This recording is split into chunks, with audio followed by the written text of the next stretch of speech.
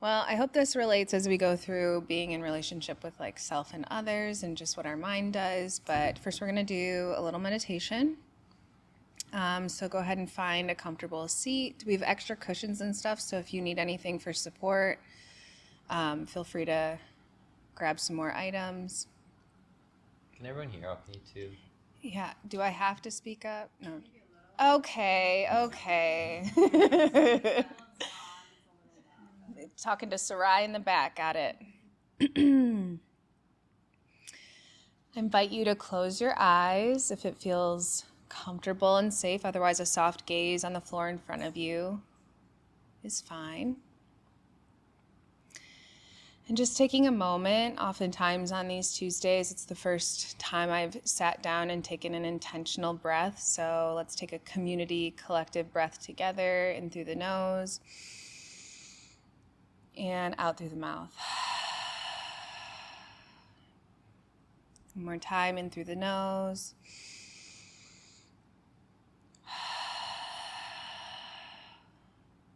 And last one, in and out.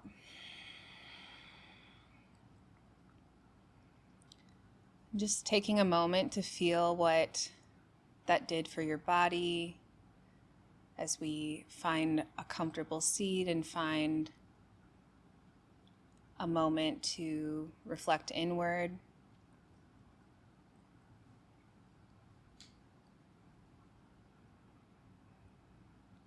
We'll start with a brief body scan. And this weekend I was in my living room and the windows were open and there was a fantastic breeze. So I want you to imagine that there's a breeze that starts sort of at the top of your head. Maybe you feel its coolness and it eases some tension in the scalp, in the temples. That breeze brushes along your face as you let your eyes rest. Soften the jaw. Maybe unclench the teeth.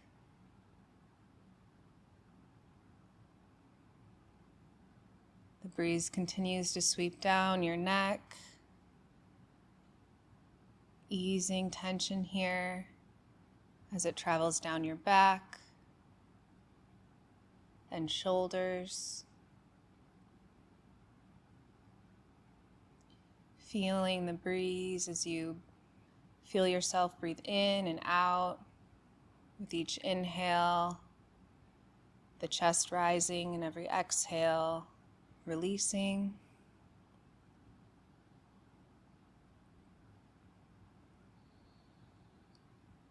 The breeze sort of sweeps across your belly as it softens. There's no need to hold any tension here. Just let gravity do what it does. Easing tension down your hips and your lower back. Feeling it travel down the legs, into your feet. And just taking a moment to feel the whole body here on the cushion or the chair, feeling held and supported.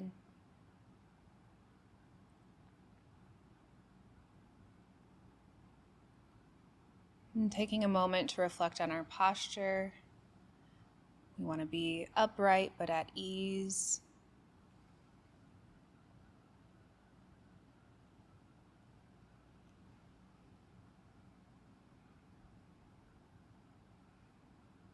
Taking this moment to feel connected to the body.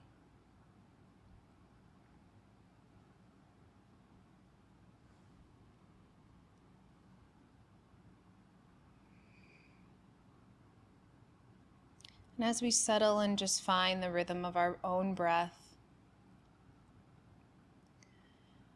I want you to expand your awareness from the body to the mind.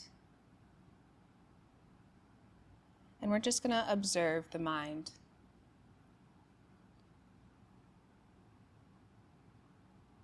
Observe that inner narrator.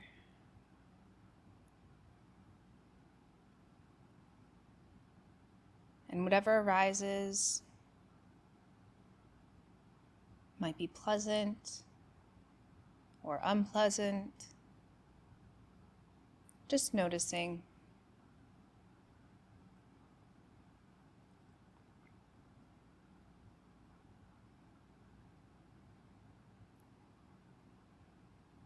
Giving ourselves the opportunity to observe the mind as opposed to working the mind.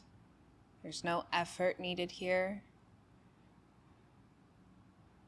The mind will think thoughts. That inner narrator will say what it will say. And for now, we're just observing it.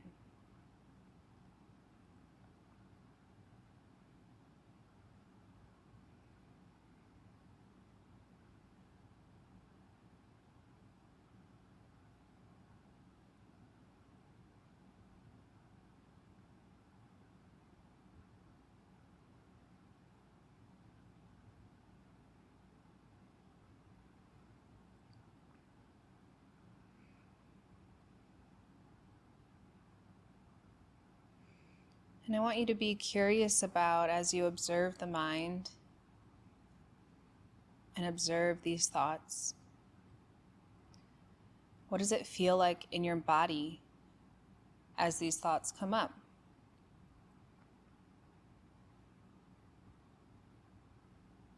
We don't need to fix or change anything here.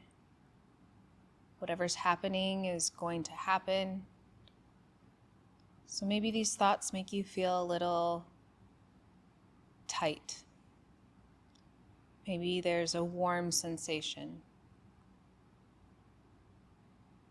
Maybe these feelings or thoughts make the body feel removed and spacious.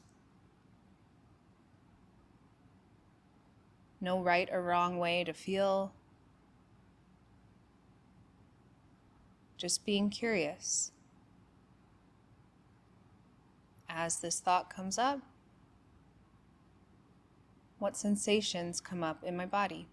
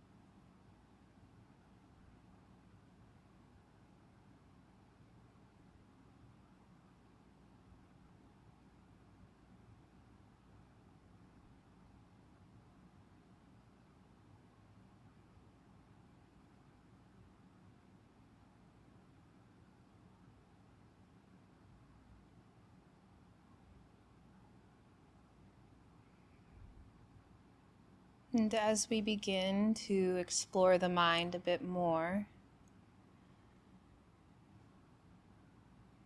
I want you to maybe narrow in on a repetitive thought, one that your mind keeps coming back to. Might be your to-do list at home, could be that thing you said 7 years ago. What is the repetitive thought that comes up for you?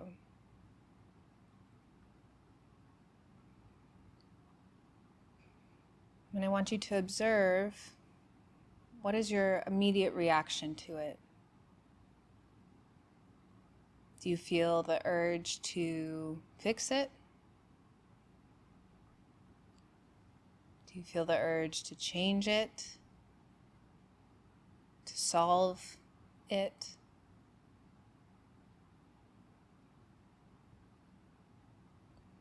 What is your mind's most immediate response?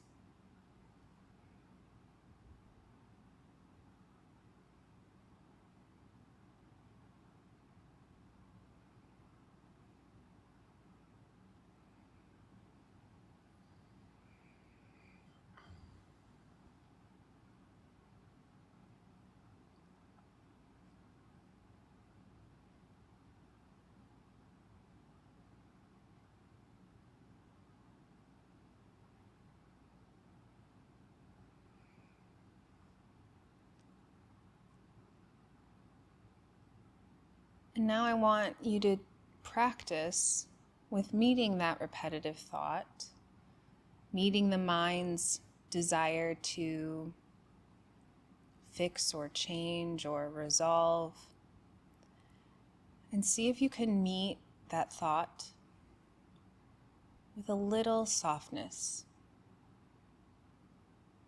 with a little more space.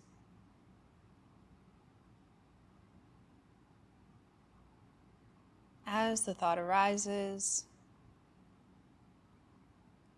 can you say to it, "I see you, thought. I'm here for you. I'm not going anywhere."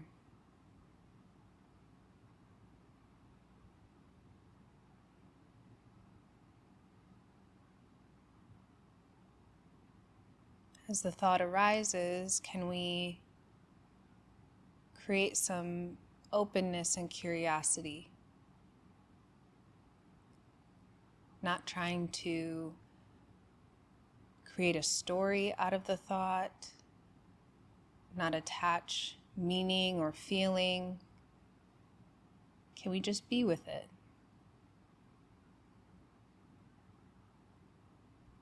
Can we take 2 steps back to see how our mind wants to run towards it or away from it?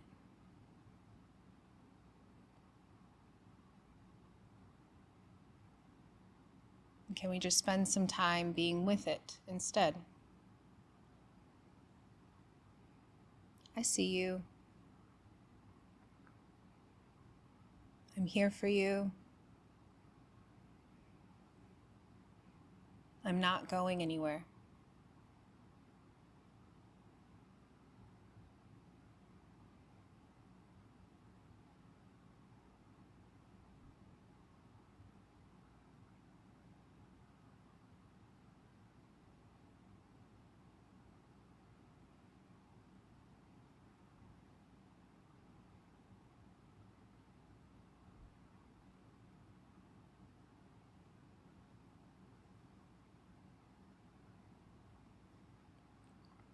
We'll spend the next few minutes in silent practice, meeting our minds where they're at with some softness and compassion.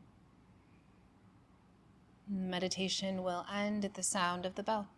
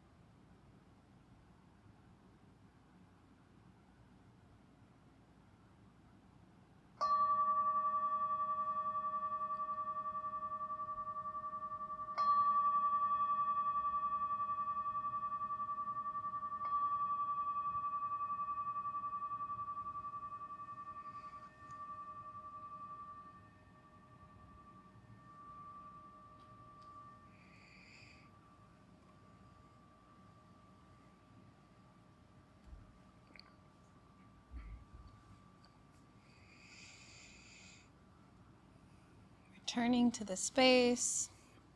Can y'all still hear me back there? Okay.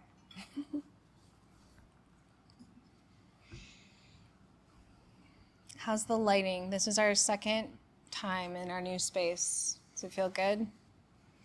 Lighting-wise? Yeah? Okay.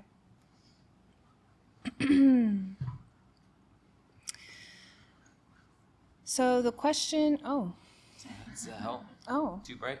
well, it can dim, but that sounds nice. Looks nice. Set it out here a little bit. Oh. Here we go. The more lights, the better. Cozy lighting.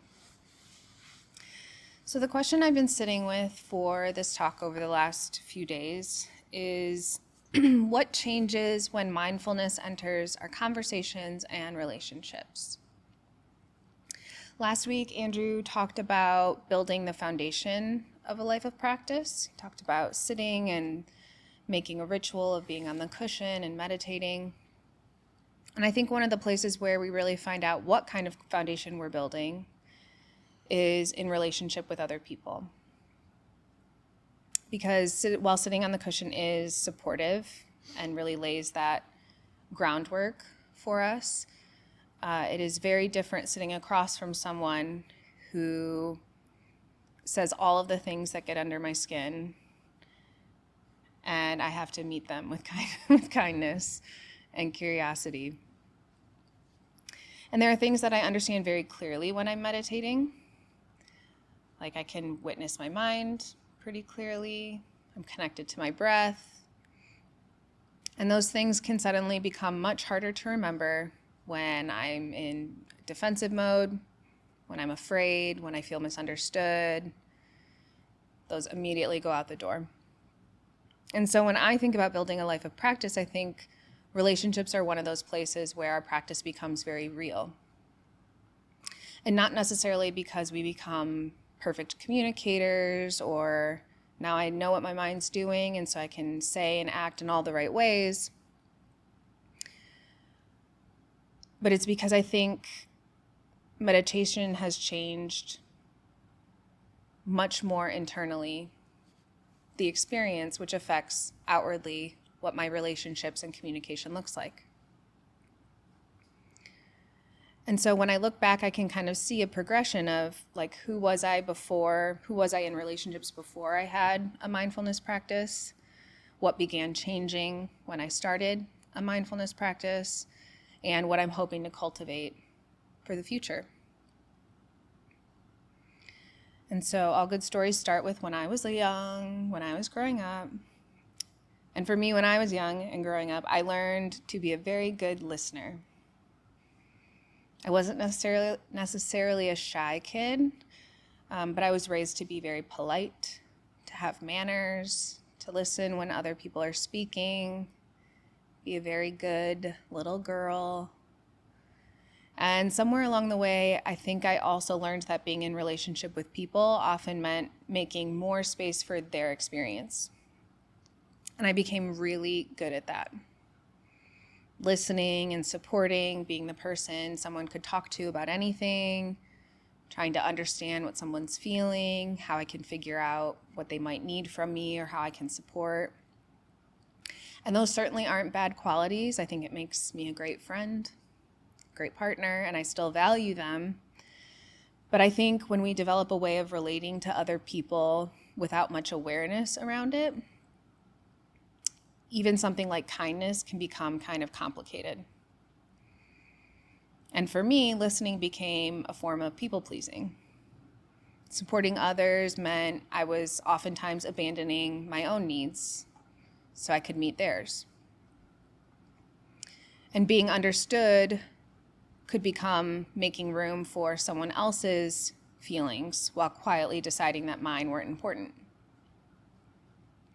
And eventually, all of that led to feeling resentment. I resented being the kind, nice, supporting person, the listener. And so there were cycles of this. I would be quiet and accommodating for a long time, I would make like subtle, polite attempts to have people hear me and what my needs were. And then when I didn't feel heard, all of that emotion would just come boiling up.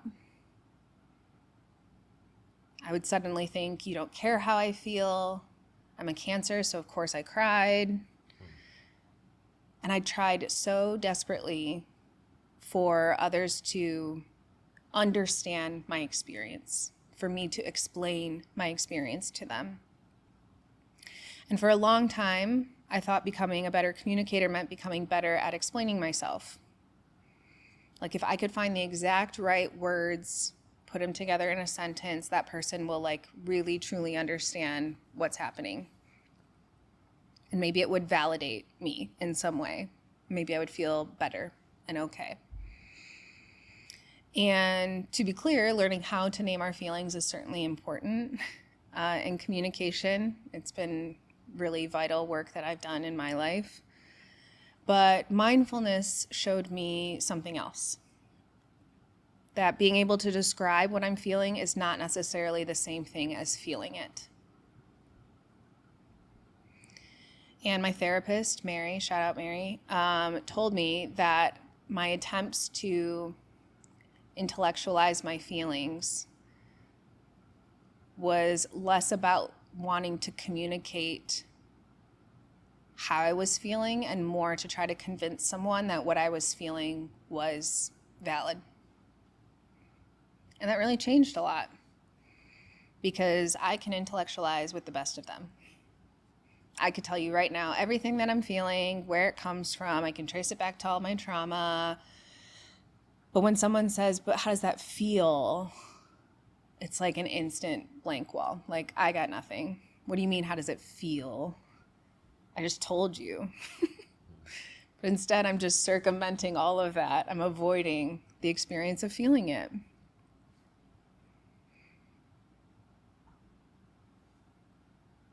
And so the practice began asking something different of me. Instead of immediately asking, how do I explain this? Mindfulness asks, what is actually happening right now? What am I feeling in my body?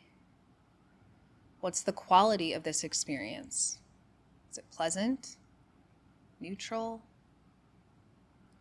What story has my mind already started telling me about what's happening? And the fear of what happens if I don't immediately act upon that. Because that's so tempting for me. I want to do something about it. And so in Buddhist practice, we talk about Vedana, which is feeling tone. And that immediate sense that something is either pleasant, unpleasant, or neutral. And this teaching has become really interesting to me in relationships because sometimes before I've even fully processed what someone has said, my body already knows. Unpleasant. No, I don't like that. And still to this day, when Andrew says, hey, can we talk? Instantly. Instant anxiety in my body. Instant tightening, a sinking feeling. I get hot. I'm already feeling like, okay, what do I have to defend about my own experience? What did I do wrong? And then my mind comes rushing in to try to explain all of it. And it's not because something big happened in our past or even something bad at all. It's usually about dinner or wild heart. But it's because my body and my mind still remember to like brace for impact. Because I've learned to do that my whole life.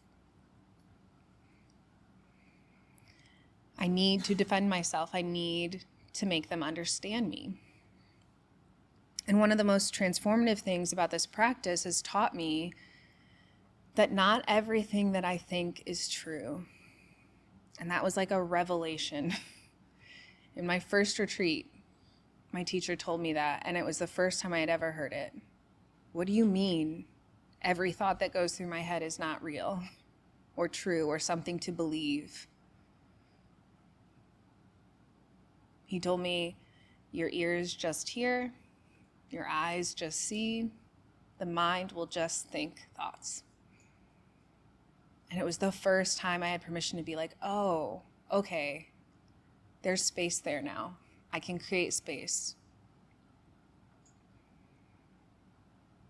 I don't have to absorb the what happened and what it felt and the story that could go on and on for days of rumination. And that space that's created really changed my relationships. Because that space is the opportunity for me to reflect and feel, oh, I'm hurt. I'm hurt by what happened or what was said. Not this internal, you're a terrible person. Or I can observe in that space that I'm afraid, that this is coming from fear. Or I just wanted to feel considered. Or sometimes it's simply that something is unpleasant and I can't really tell you what it is, but it feels unpleasant. And there's something really vulnerable about that experience to just say like, oh, this is what it is. Not the like where it came from, my root trauma, and like, again, I could intellectualize all of that, but to say in this moment, oh, this is why I feel this way. It's unpleasant. There's fear. I'm feeling defensive before acting on it. And I feel like I'm able to communicate from a more authentic place from that space. Because before, everything was a reaction to whatever was coming up in my mind. I'm able to reflect now and make different choices. And so instead, I'm no longer trying to construct the perfect argument in my head. I don't like to argue, to be clear. But I want to feel understood. I want to feel deeply seen. And so this practice is actually showing me that the relationship that is worked on first, that has impact outside of, is the relationship with myself. Everything that goes on in here, none of you can see. But there's a lot. I'll tell you that. And my relationship to that and to myself is what impacts how I'm interacting with everyone. And so I think this is where the phrase like responding rather than reacting can sometimes sound much easier than it actually is. We can hear maybe that phrase and imagine that mindfulness means becoming this perfectly calm person. I don't know how many times I've told someone like I'm a Buddhist and they're like, oh.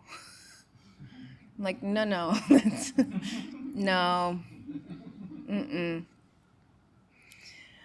that is certainly not my experience. Sometimes I notice the reaction after it's already happened, after I've already done the thing, already dove way deep into the story.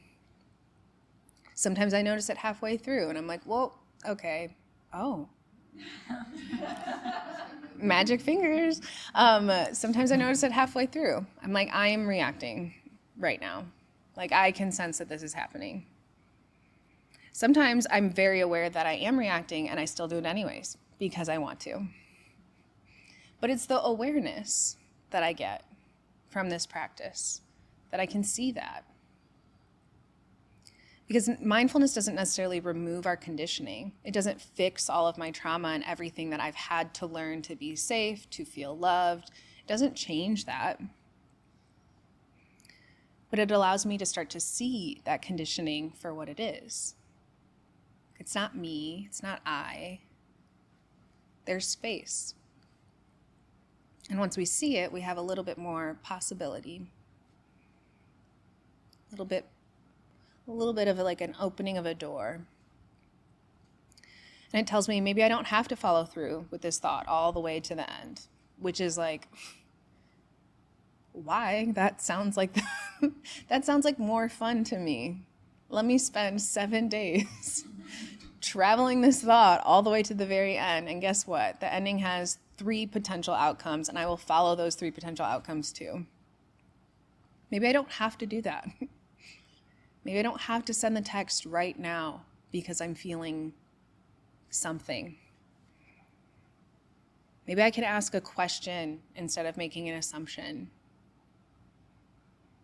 Maybe I can say, I need a minute. That's really hard for me. I never need a minute. I'm in this nitty-gritty till the very end. But maybe I do need a minute. Maybe I need to reflect on that.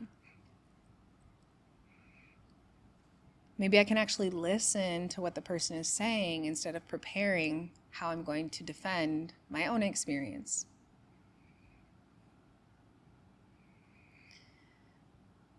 Maybe I can notice that when I'm listening, in order to fix someone or to appease them, instead of actually being present with them. And so listening in and of itself becomes a practice. And so one thing I don't think I expected when I began practicing was that changing my relationship with my own mind would inevitably change my relationship with other people. And in many relationships in my life, this has been a really beautiful change, especially with people who are also open to looking inward. And it doesn't mean that they have to be Buddhist or practice meditation, but just folks who are open to more honesty, more authenticity, more room for saying, I don't know. Oh, it's like magic in here. In those relationships, there's more room for changing my mind and not feeling bad about it. More room for recognizing maybe when I've caused harm to someone else. More room for hearing difficult things without immediately experiencing it as an attack. And so the work I've done on the cushion naturally started showing up in those relationships. But I will say that hasn't happened everywhere. Some relationships have become more distant because of this practice. And I want to be careful here because I don't think Buddhism gives us some like elevated position in life that we're doing the work and everyone else isn't doing the work. That's not what I'm saying. If anything, this practice shows me how committed I am to my own suffering all the time. It's comfy there, right? Like I know my suffering intimately. We're like this. I'm very comfy in my suffering. And it shows me how tightly I can hold on to a story because it's familiar. And mostly those are stories I think about myself. Stories of not being worthy enough. Stories of being a loser.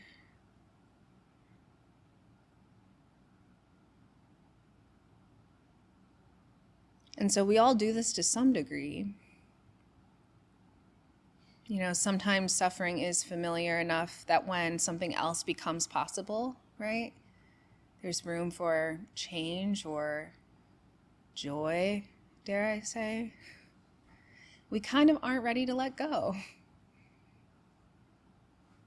Joy feels a little uncomfy for me because I can recognize how committed to my suffering I have been, and that's the practice. And so as I've changed, I've had to accept that not every relationship will change with me. Sometimes bringing practice into connection with others means deeper connection with them, or having conversations you've been avoiding. Sometimes it might mean apologizing or setting a boundary. And sometimes it means that recognizing two people may simply be moving in different directions. And I think part of the practice is learning not to make that automatically mean something bad. Sometimes there's simply just more space. Sometimes space is necessary. And so when I think about what I want relationships to look like as my practice continues, I don't think my aspiration is to become someone who never reacts. Because if you know me, that's never going to happen. I will react. I will react. But I want to become more intimate with my own experience.